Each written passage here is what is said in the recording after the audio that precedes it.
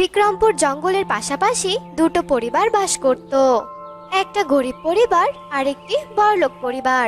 গরিব পরিবারে ছিল টোনাটুনি আর তার মেয়ে টুকি, আর বড়লোক পরিবারে ছিল বান্টি, সুখী আর তাদের মেয়ে পারুল। দুই পরিবারে যেন সব সময় দাকরলের সম্পর্ক লেগেই থাকতো। শোনো বান্টি, আমি আর পারুল আজ শপিং এ যাব ভাবছি। তুমি আজ নতুন গাড়িটা রেখে পুরনো গাড়িটা নিয়ে অফিসে যাও তো। আচ্ছা ঠিক আছে। এরপর বান্টি অফিসের ব্যাগ নিয়ে অফিসে চলে যায়, আর সুখী আর পারুল মেরে টুনির কাছে যায়। কি রে টুনি রানী, এরকম নোংরা শরীরে মেখে কি করছিস শুনি? মা, কি দুর্গন্ধ এখানে রে বাবা, তুমি কেন এলে এখানে? মা দেখো না, টুকির শরীর থেকে কেমন ইঁদুর ইঁদুর গন্ধ আসছে। আমার তো খুব বমি পাচ্ছে মা। হ্যাঁ রে টুনি, তোরা কি একটু পরিষ্কার হয়েও থাকতে পারিস না? দেখ তো আমরা কত সুন্দর সেজে গুজে পারফিউম দিয়ে তারপর বাইরে বেরিয়েছি, আর তোরা কি হয়ে আছিস? হ্যাঁ, আমাদের মতো করে বস্তা উবিয়ে নোংরা পরিষ্কার করে সব কাজ করে দেখুন তো, তখন দেখবেন আপনার এই পরিপাটি চেহারা, সুন্দর গয়না, এই পারফিউম কোথায় যায়? তুই কি আমাদের অপমান করছিস? হ্যাঁ, ছোট লোক কোথাকার, যত বড় মুখ নয় তত বড় কথা। না তো পারুল দিদি, আমি তো তোমাকে একদম অপমান করিনি, তুমি শুধু শুধু কেন গায়ে মাখাচ্ছ। ও আচ্ছা আচ্ছা, আমি তো ভুলেই গিয়েছিলাম, কানা তো আগে থেকেই জানা। টুকি, ধমকিও না ধমকিও না, তোমার ধমকানিতে একটা পেঁপড়েও গল্পে না, বুঝেছ? ছোট ছোট গায়ের এনার্জি গুলো নষ্ট না করে যে কাজের জন্য বেরিয়েছিলে সেটা করো গিয়ে। যাও যাও। আমাকে তুই এত অপমান করলি তো আমি এই অপমানের প্রতিশোধ নিয়ে ছাড়বো, দেখে নিস তুই। এই বলে পারুল রেগে গিয়ে তার মাকে নিয়ে সেখান থেকে চলে যায়। এদিকে টুনি, মারে টুকি, আজ আমরা গরিব বলে ধনীরা আমাদের এভাবে কথা শুনিয়ে যেতে পারে। মা, তুমি এদের কাছে যত নরম হয়ে থাকবে ওরা ততই তোমার মাথায় উঠে বসবে, বুঝতে পেরেছ? ওদের মুখের উপর উচিত জবাব সবসময় দেবে, বুঝেছ? এভাবেই সেই দিনটি চলে যায়। অন্যদিকে পারুল অপমানের যন্ত্রণায় নিজের ঘরেই ছটফট করতে থাকে। পরের দিন পারুল তার ভ্যানিটি ব্যাগটা নিয়ে টুকির কাছে আসে। কি পারুল, এত সকালবেলা ব্যাগ নিয়ে আমাদের বাড়িতে? আরে হাউ ফানি, তোদের এই ভাঙা কুঠিরটাকে যদি তোরা বাড়ি বলিস তাহলে আমাদের বাড়িটাকে কি বলবি তোরা? যাকে বাদ দে সব কথা, আমি তোর জন্য টাকা নিয়ে এলাম, এগুলো দিয়ে ভালো মেকআপ আর গয়না কিনে নিস, কেমন? তোমার এসব টাকায় আমার কোনো প্রয়োজন নেই, তুমি তোমার এসব টাকা নিয়ে তোমার বাড়িতে ফিরে যাও। টুকির কথা শুনে পারুল সব টাকাগুলো টুকির মুখের উপর ছুঁড়ে মারে। আমি তখনই শান্তি পাবো যখন তুই এই টাকাগুলো নিজের হাত দিয়ে কুড়িয়ে নিবি, যত সব। পারুলের এমন কথা শুনে টুকির মুখ রেগে লাল হয়ে যায়, আর টুকি বলে, এত দাঁত বের করে এসে কোনো লাভ নেই, বুঝলে? তোমার দাঁতগুলো দেখে কেউ তোমাকে উপহার দিতে আসবে না। তোর মতো ভিখিরি আমাকে কে উপহার দিবে শুনি? যে কিনা একবেলা ঠিকঠাক মতো খেতে পারে না, সে কিনা আবার দেবে আমাকে উপহার। নে নে, এবার টাকাগুলো কুড়িয়ে নে তো দেখি। আমাকে আগে শান্তি দিতে তুই। তোমার এসব অহংকার মেশানো টাকা আমার একদম দরকার নেই, বুঝেছ? এগুলো নিয়ে এখান থেকে চলে যাও, চলে যাও বলছি। এই বলে টুকি পারুলের মুখের উপর দরজা লাগিয়ে দেয়। মুখের উপর দরজা লাগিয়ে দেওয়ায় পারুল অপমানে সেখান থেকে চলে আসে। কি হয়েছে রে মা পারুল, তুই এত রেগে আছিস কেন? মা জানো, ওই ছোট লোকের বাচ্চা টুকি আজ আমাকে অনেক অপমান করেছে, আমি ওর প্রাণ নিয়ে আমার এই অপমানের প্রতিশোধ নিব। আচ্ছা ঠিক আছে রে মা, তোর যা ইচ্ছে হয় তুই তাই করিস, কিন্তু এবার তো মাথাটা একটু ঠান্ডা কর। পারুল সুখীর কোনো কথা না শুনে নিজের ঘরে চলে যায়। এদিকে সুখী যায় টুনির কাছে। এই ছোট লোকের বাচ্চারা, তোদের সাহস কি করে হয় হে আমার সোনার টুকরা মেয়েটাকে অপমান করা? আজ আমার একদিন কি তোদের একদিন। ওই তো চলে এলো মহারানী, এতক্ষণ মেয়ে এসে মাথা খেয়ে গেল, এখন মা চলে এলো। এরপর সুখী টুনির কোনো কথা না শুনে টুনির ঘরে গিয়ে টুকিকে মারতে শুরু করে, আর টুনিও মারতে শুরু করে। এক পর্যায়ে নিজেরা মারামারি করতে করতে এক একজনের মাথা ফাটিয়ে ফেলে। তখনই সেখানে টোনা আর বান্টি চলে আসে। এ কি সর্বনাশা কাণ্ড করেছে তোমরা, এক একজনের মাথা দিয়ে তো প্রচুর রক্ত পড়ছে। এরপর ওরা দুজন দুজনের বউকে নিয়ে যার যার ঘরে চলে যায়। এরপর দুজনের চিকিৎসা করিয়ে দুজনে কিছুদিনের মধ্যে সুস্থ হয়ে ওঠে। এদিকে পারুল মনে মনে ভাবে, এই প্রতিবেশীকে উচিত শিক্ষা না দিলে তো চলছে না। আজ রাতে আমি আমার গোপন বুদ্ধিটাকে কাজে লাগাবো। দেখি কোথায় পালায় এরা এবার। এদিকে পারুল রাত হওয়ার অপেক্ষা করে, আর রাত হয়ে যায়। পারুল অনেকগুলো কাচের টুকরো নিয়ে টুনিদের দরজার সামনে রেখে আসে। এইদিকে সকালবেলা টুকি যেই না ঘর থেকে বের হয়, তখনই টুকির পায়ে কাঁচগুলো ঢুকে পড়ে আর ক্ষত বিক্ষত হয়ে যায়।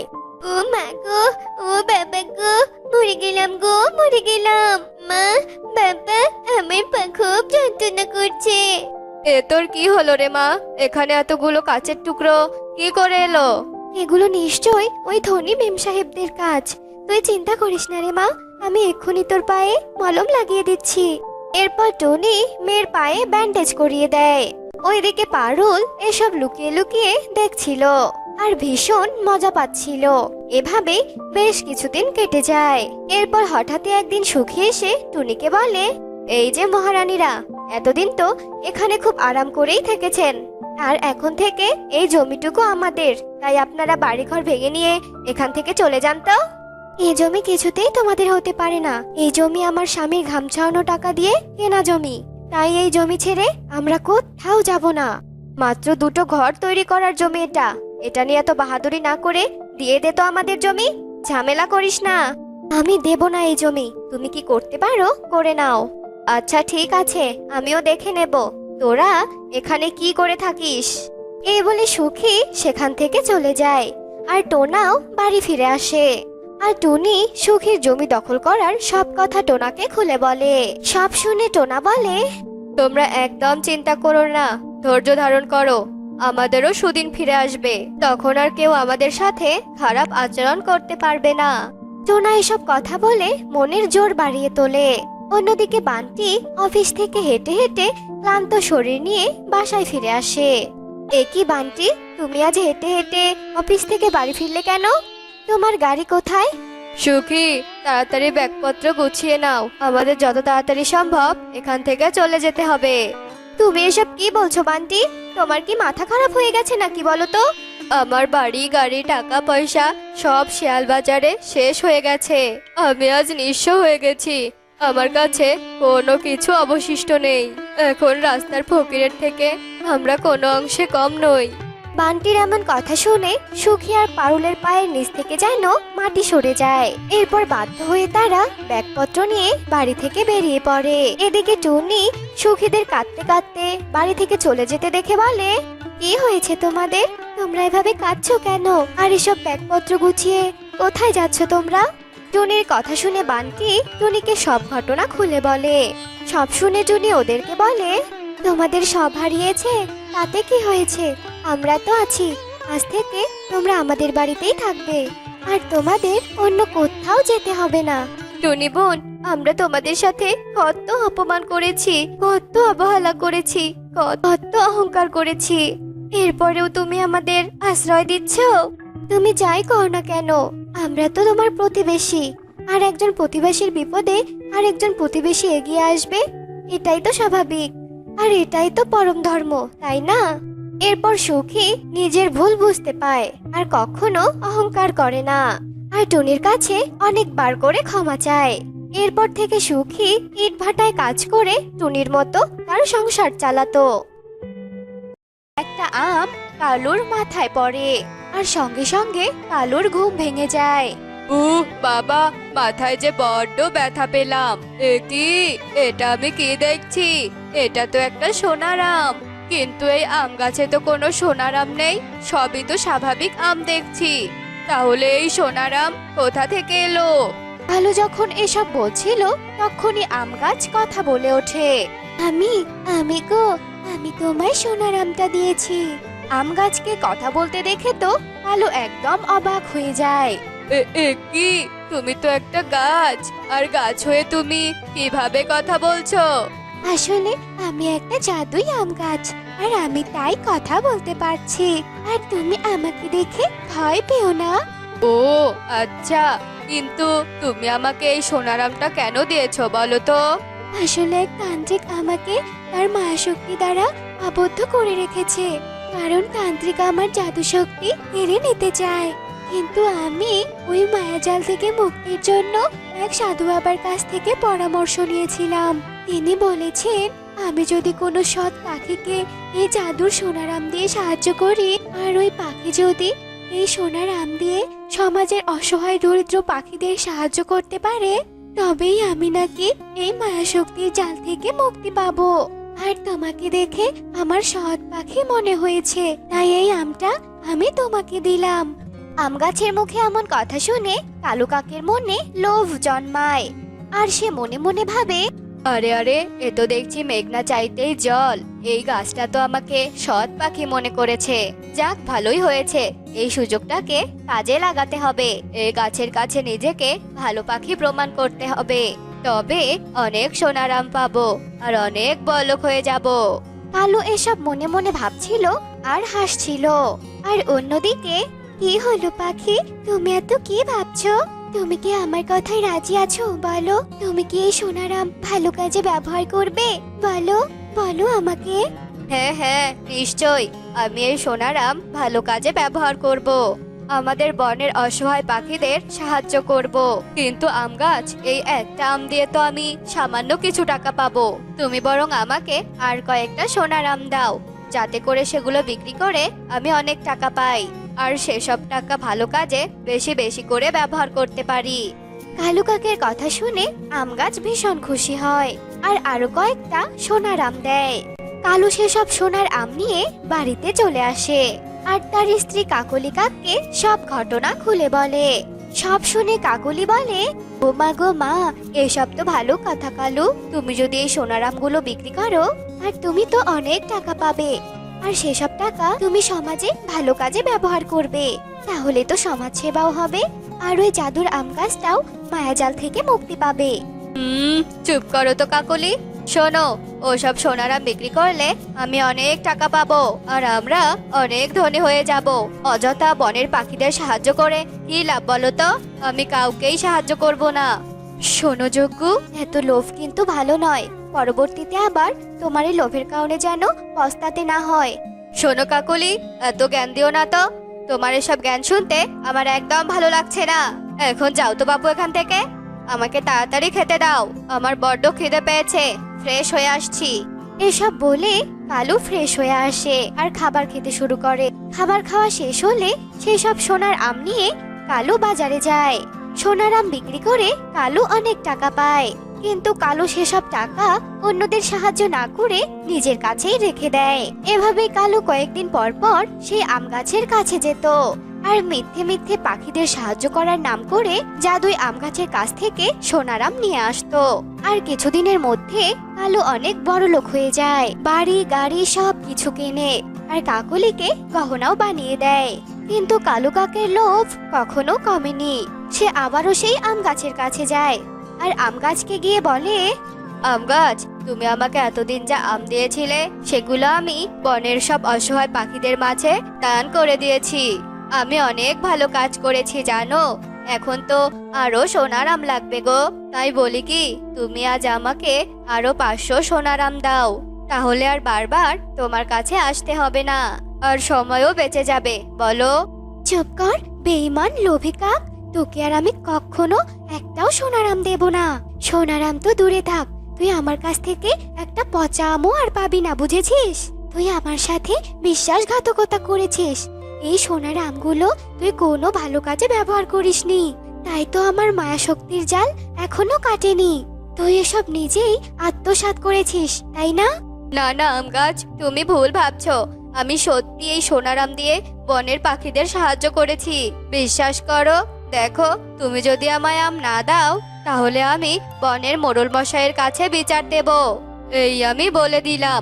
শয়তান কাক, তুই আমার কি বিচার দিবি? তার আগে এই আম গাছ তোর বিচার করবে।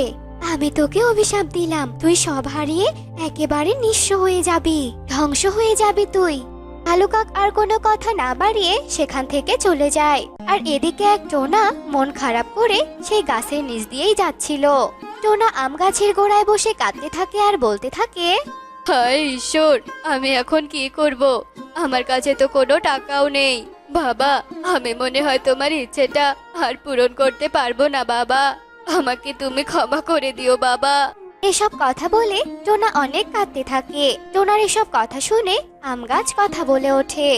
এই যে পাখি, এই যে, তুমি কাঁদছো কেন? বলো তো আমাকে, কি হয়েছে তোমার? আমি আর কি বলবো তোমাকে, বলো। আমার বাবার অনেক দিনের স্বপ্ন যে তার ছেলে ডাক্তারি পাশ করে বনে একটা হাসপাতাল দেবে, যেখানে বনের সব অসহায় গরিব পাখিরা বিনামূল্যে চিকিৎসা পাবে। কিন্তু বাবা তো আর বেঁচে নেই। আমি তো ডাক্তারি পাশ করেছি, আমার কাছে কোনো টাকা নেই যে বনে একটা হাসপাতাল দেব। তাই মনের দুঃখে কাঁদছি গো। এসব কথা শুনে আম গাছ মনে মনে ভাবতে থাকে, হুম, আজকে পেয়েছি আসল সৎ পাখিকে। এই সৎ পাখিকে সাহায্য করলেই আমি আমার মায়াজাল থেকে মুক্তি পেয়ে যাব। আচ্ছা পাখি, তুমি কোনো চিন্তা করো না, আমি তোমাকে হাসপাতাল বানাতে সাহায্য করব গো। এই বলে আম গাছ টোনার সামনে কয়েকটা সোনার আম ফেলে দেয়। আর সেসব আম পেয়ে টোনা ভীষণ খুশি হয় আর আম গাছকে ধন্যবাদ জানিয়ে সেখান থেকে চলে যায়। অন্যদিকে কালু কাকের তো করুণ অবস্থা। হায় হায় রে, এখন আমার কি হবে?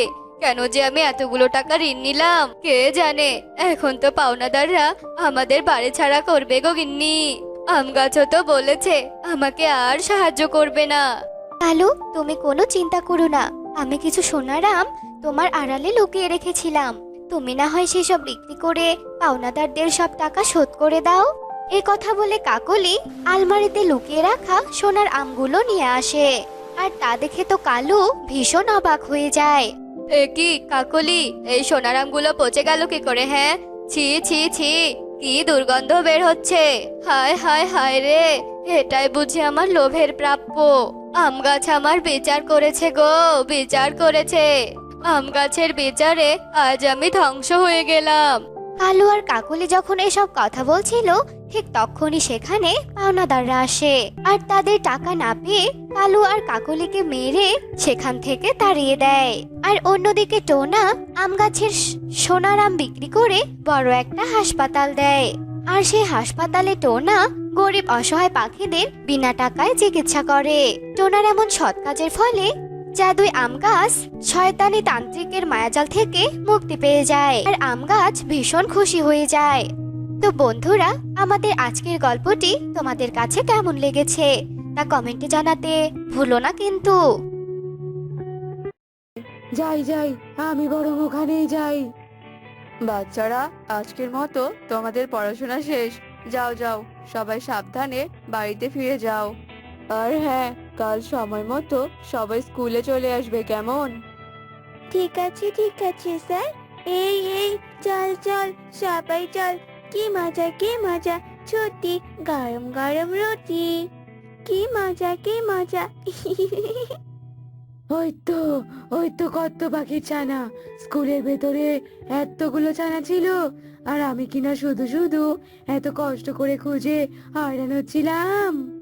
আয় ছানারা, আয়, একবার শুধু এই স্কুল গেটের সামনে আয়, তারপরেই তোদের সবাইকে আমের পেটে যেতে হবে। এই এই, থাম থাম, তোরা থাম। ওই দেখ, স্কুলের গেটের সামনে একটা আম। বাবা রে বাবা, এত বড় আম! আর আর আমটা দেখতে কত ভয়ঙ্কর। দেখ দেখ, তোরা দেখ। একে তাই তো, তুই তো ঠিকই বলেছিস টুনটুন। দেখ দেখ, আমের আবার হাত পা থাকে নাকি? আমার তো মনে হচ্ছে এটা এটা কোনো রাক্ষসী আম। এই আমটা বোধহয় আমাদের সবাইকে গিলে খেতে এসেছে। এই এই, সবাই পালা পালা, এখান থেকে পালা বলছি। এই এই, দাঁড়া দাঁড়া বলছি, দাঁড়া। পালিয়ে যাচ্ছিস কোথায়? তোরা তো একটা চানাও বাঁচবি না। আজ তোদের সব কটাকে আমি গিলে গিলে খাবো। এই এই, দাঁড়া দাঁড়া বলছি। স্যার, ও স্যার, আমাদের বাঁচান স্যার। রাক্ষসী আম যে আমাদের তাড়া করেছে। ও স্যার, স্যার। রাক্ষসী আম তার লম্বা লম্বা হাত দিয়ে একটা একটা করে ছানা ধরে আর কপ করে গিলে খায়। এভাবে একে একে সব কটা পাখির ছানাকেই রাক্ষসী আম খেয়ে ফেলে। আহ, পাখির ছানা খেতে যে এত মজা তা তো আমি জানতামই না। আহ, পাখির ছানা খেয়ে আমার প্রাণটা একেবারে জুড়িয়ে গেল। এই অবস্থায় তো আমি উঠতেও পারবো না, আর এখন তো আমি হাঁটতেও পারছি না। না, এবার আমাকে একটু বিশ্রাম নিতে হবে। এদিকে বিকেল গড়িয়ে রাত হয়ে যায়। ছানারা বাড়িতে ফিরে না আসায় ছানাদের মায়েরা ভীষণ চিন্তায় পড়ে যায়। কি হলো, রাত তো নেমে এলো, কিন্তু আমার ছানা এখনো বাড়িতে ফিরে এলো না কেন? না না, টুনটুন তো এমন রাত করে কখনো বাড়িতে ফিরে আসে না। না না, ভোর হয়ে গেল, মেয়েটা যে এখনো বাড়িতে ফিরলো না। এভাবে আর বসে থাকা যাবে না, ব্যাপারটা যে এবার আমাকে দেখতেই হচ্ছে। আরে আরে, ও কাকুলি দিদি, সুখী দিদি, শালিক দাদা, বান্টি দাদা, তোমরা সবাই কোথায় যাচ্ছ গো? আচ্ছা দাদা, তোমরা কি আমার ছানাকে দেখেছো গো? ছানাটা সেই যে গতকাল বেরিয়েছে, আজ অবধি ফিরলো না গো। সে কি বলছো তুমি জুনি দিদি? তোমার ছানাও বাড়িতে ফিরেনি? আমাদের কারো ছানাই তো বাড়িতে আসেনি। সেই যে গতকাল স্কুলে গিয়েছে, আর তো ফেরেইনি। কি বলছো কি, তোমাদের কারো ছানাই বাড়িতে ফিরেনি? তাহলে এক রাতের মধ্যে এতগুলো ছানা কোথায় গায়েব হয়ে গেল? দিদি, আমরা সব জায়গায় খুঁজেছি, কিন্তু কোথাও কোনো পাখির ছানার সন্ধান পাইনি। দিদি, চলো না একবার স্কুলে গিয়ে দেখি ওখানে কেউ আছে কিনা।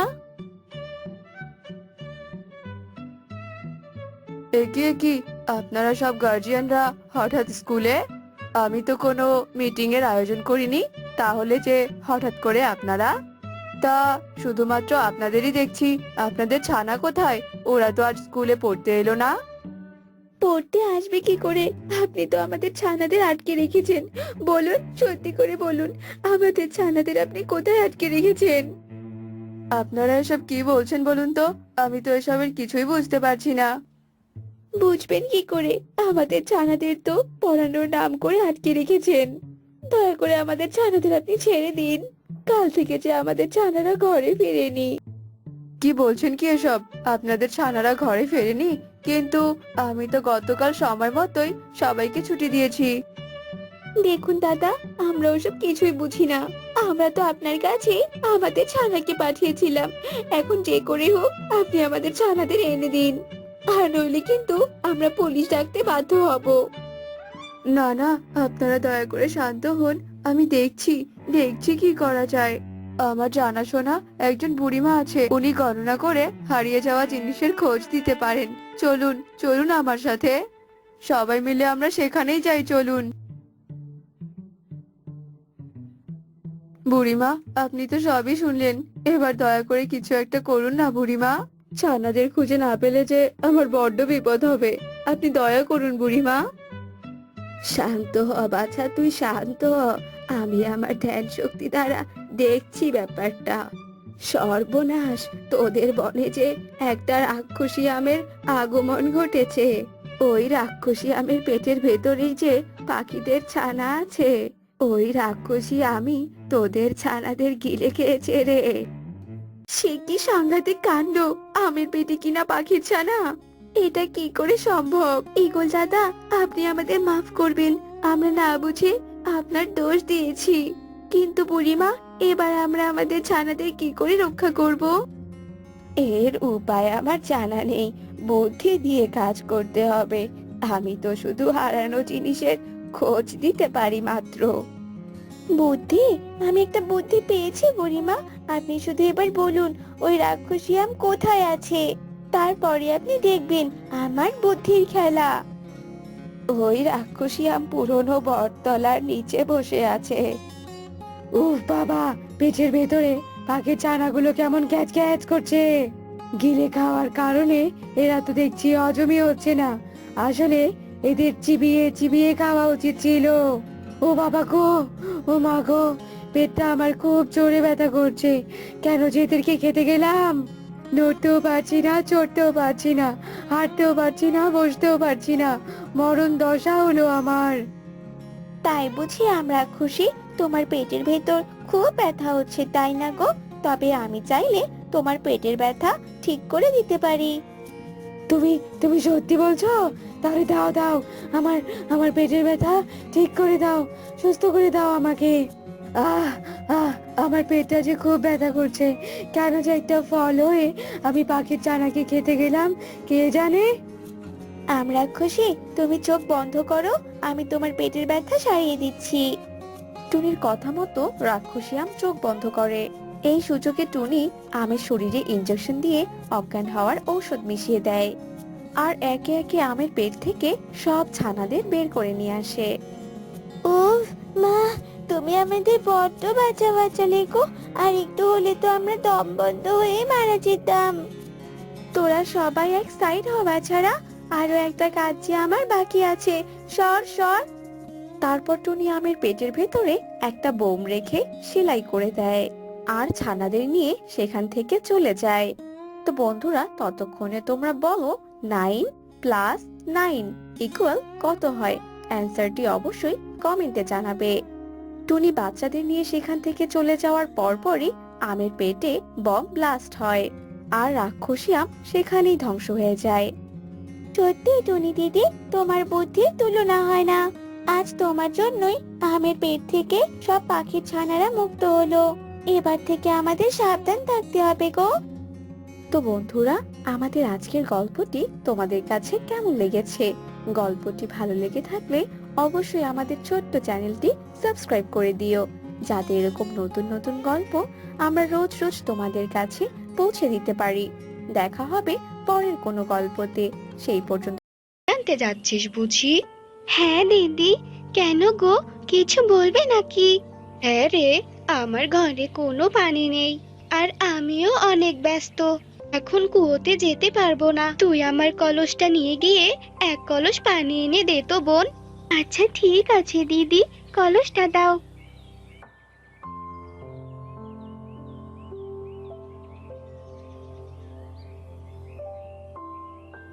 তুই অনেক ভালো রে টুনি, তোকে অনেক ধন্যবাদ। আমার কাজ করতে করতে তো তোর অনেক পিপাসাও পেয়েছে। টুনি আর কিছু না বলে কলস নিয়ে তার বাড়িতে চলে আসে আর পানি খাওয়া শেষে সে আবারও কাজে লেগে পড়ে। এক পর্যায়ে অনেক কষ্ট করার পরে টুনির আপেল গাছে একটি বাড়ি তৈরি হয়। আরে বাহ টুনি, তোর কাজের হাত তো বেশ ভালো। বাড়িটা তো বেশ সুন্দর লাগছে। না না, বাড়ির রূপ দেখলে তো আর হবে না, কিছু তো খেতে হবে। যাই যাই, বন থেকে কিছু খাবার নিয়ে আসি। টুনি বনের দিকে উঠতে থাকে আর এভাবেই বেশ কিছুদিন কেটে যায়। একদিন টিয়ে উঠতে উঠতে টুনির কাছে আসে। কি ব্যাপার টিয়ে দিদি, তোমাকে এত অস্থির দেখাচ্ছে কেন? আর তুমি হাঁপাচ্ছই বা কেন বলো তো? কিছু কি হয়েছে তোতা দাদার? বলো না গো দিদি। আমার কিছুই হয়নি রে টুনি, আসলে পাশের বন থেকে খবর এসেছে তোর রাজু মামা নাকি ভীষণ অসুস্থ, তোকে দেখতে যাচ্ছে। কি বললি দিদি, রাজু মামা অসুস্থ? আমি এক্ষুনি যাচ্ছি পাশের বনে। এরপর টিয়ে ওখান থেকে চলে যায় আর টুনিও তার ঘরে তালা লাগিয়ে কণিকা ও যজ্ঞুর কাছে আসে। কি ব্যাপার টুনি, তুই কাঁদছিস কেন? কি হয়েছে তোর?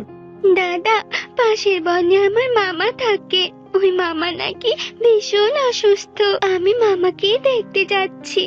আমি ফিরে আসা না পর্যন্ত তোমরা আমার বাসাটা একটু দেখে রেখো গো। তুই একদম চিন্তা করিস না, তোর বাড়ি মানে তো আমাদেরও বাড়ি। আমরা খুব ভালো করেই দেখাশোনা করব। তুই নিশ্চিন্তে কয়েকদিন থেকে আয় বোন। টুনি, বলি কি, তুই তোর বাড়িতে তালা দিয়ে থাকলে চাবিটা আমাদের দিয়ে যাবন। আসলে তোর বাড়িটাকে তো ভালো করে দেখাশোনা করতে হবে, তাই না?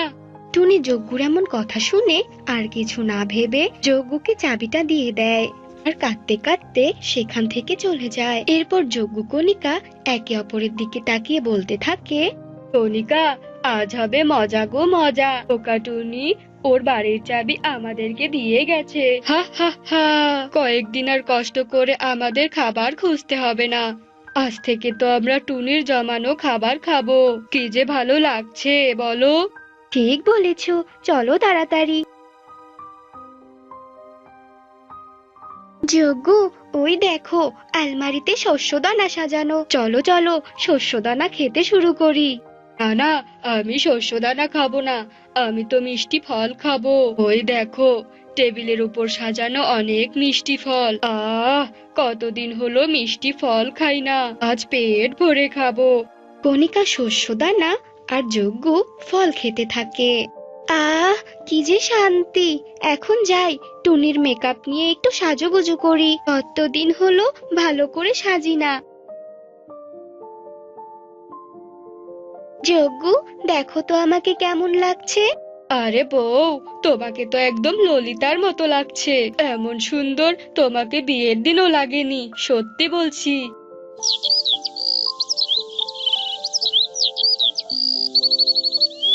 যজ্ঞ, রাত তো নেমে এসেছে, চলো এবার আমাদের বাড়িতে ফিরে যাই। না না কণিকা, বাড়ির বিছানা অনেক শক্ত। আর দেখো টুনির বিছানা কত নরম তুলতুলে। টুনি না আসা পর্যন্ত আমরা এখানেই থাকবো, বুঝেছো? চলো চলো, এবার ঘুমিয়ে পড়ি। যজ্ঞ কণিকা ঘুমিয়ে পড়ে, আর এভাবেই দুদিন কেটে যায়। যজ্ঞ, টুনির বাড়িটার প্রতি আমার মায়া জন্মেছে। টুনি যদি ফিরে আসে তাহলে আমরা ওকে এ বাড়ি থেকে তাড়িয়ে দেব, আর এই বাড়িটা দখল করব, বুঝেছো? হ্যাঁ হ্যাঁ, আমিও তোমাকে এ কথাটাই বলতে চেয়েছিলাম। আমাদের আর পুরনো বাড়িতে ফিরে যেতে ইচ্ছে করছে না। টুনির এই বাড়িটা একদম স্বর্গের মতো লাগছে। আর দেরি না করে আমাকে কিছু শস্য দানা খেতে দাও তো এবার। এভাবে আরো কিছুদিন কেটে যায়। তারপর টুনি একদিন তার নিজের বাড়িতে ফিরে আসে। ফিরে এসে টুনি তার বাড়িতে যজ্ঞ ও কণিকাকে দেখে। এ কি দাদা দিদি, তোমরা আমার বাড়িতে কি করছো? আর আমার বাড়িটা এমন নোংরা হলো কিভাবে? আর আমার জমানো শস্য দানা ফল এসব কি হলো বলো তো? এই এই শোন, এটা আর তোর বাড়ি নেই, এটা আমাদের বাড়ি, বুঝেছিস? বেশি কথা না বলে তাড়াতাড়ি এখান থেকে চলে যা বলছি। দিদি, তোমরা আমার সাথে মজা করছো তাই না? কিন্তু আমি একদমই মজার মুডে নেই। তোর সাথে মজা নেওয়া বয়েই গেছে আমাদের। যা বলছি এখন এখান থেকে, এটা আমাদের বাড়ি, শুনেছিস কান খুলে? এসব তোমরা কি বলছো? এই বাড়িটা আমি অনেক কষ্ট করে বানিয়েছি। তোমরা তো দেখছি সুযোগের সদ্ব্যবহার করছো। আমি তোমাদের নামে বনের সবাইকে বিচার দেব। অন্যায়ভাবে অন্যের বাড়ি দখল করা বের করব। দাঁড়াও, আমি আসছি। এরপর টুনি গিয়ে বনের সকলকে ডেকে আনে। এই বেটা যজ্ঞ, ভালোই ভালোই টুনির বাড়ি থেকে বের হ। টুনি এই বাড়িটা আবার চোখের সামনে অনেক কষ্ট করে বানিয়েছে। বেশি ঝামেলা না করে যা, ভাগ এখান থেকে। বনের সকলে যজ্ঞ ও কণিকাকে টুনির বাড়ি থেকে তাড়িয়ে দিয়ে চলে যায়। আর টুনি তার বাড়িতেই অনেক ভালোভাবে বসবাস করতে থাকে। একদিন কণিকা বলতে থাকে, যজ্ঞ, আমার মাথায় একটা বুদ্ধি এসেছে, ওই টুনির অপমানের প্রতিশোধ নেওয়ার। কি বুদ্ধি বলো কণিকা, তাড়াতাড়ি বলো। এবার তো ওই টুনির বাড়িটা আমাদেরই হবে। কণিকা, শুরু করো বুদ্ধি অনুযায়ী কাজ। কণিকা তার বুদ্ধিমতো বিছানায় শুয়ে পড়ে আর অভিনয় করতে থাকে। ওরে বাবা রে, ওরে মারে, মরে গেলাম রে, মরে গেলাম। গো, আমার অনেক পানি পিপাসা পেয়েছে, তাড়াতাড়ি পানি খেতে দাও গো। মরে গেলাম রে, মরে গেলাম। কণিকা, তুমি একটু অপেক্ষা করো, আমি টুনি বোনের থেকে পানি নিয়ে আসছি। যজ্ঞ কণিকার বুদ্ধিমতো টুনির বাড়িতে আসে। টুনি বোন, আমার কণিকা অনেক অসুস্থ, ও পানি খেতে যাচ্ছে। বোন, আমাকে একটু সাহায্য কর, দয়া করে কুয়ো থেকে আমাকে একটু পানি তুলে দে। আসলে আমি কুয়ো থেকে পানি তুলিনি তো, তাই দয়া করে একটু সাহায্য কর বোন। শান্ত হও দাদা, চলো চলো কুয়োর পাড়ে।